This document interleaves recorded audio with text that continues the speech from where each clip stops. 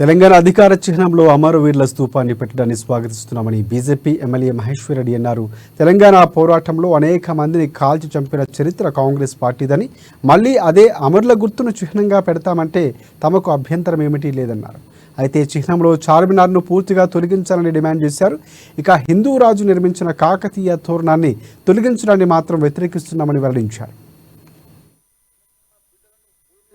బిడ్డలను కాల్చి చంపినటువంటి కాంగ్రెస్ ప్రభుత్వం ప్రజలు మళ్లీ గుర్తు తెచ్చే విధంగా మీరు ఈ చీరాన్ని మీరు దీంట్లో పెడుతున్నారు. దానికి మాకు ఎలాంటి అభ్యంతరం లేదు. కానీ ఈ రోజు మళ్లీ మీరు వెనక్కి తగ్గి సమాధికి క్షీణమైనటువంటి చార్మినార్ని తొలగించేటువంటి దమ్ము ధైర్యం మీకు ఉన్నదా?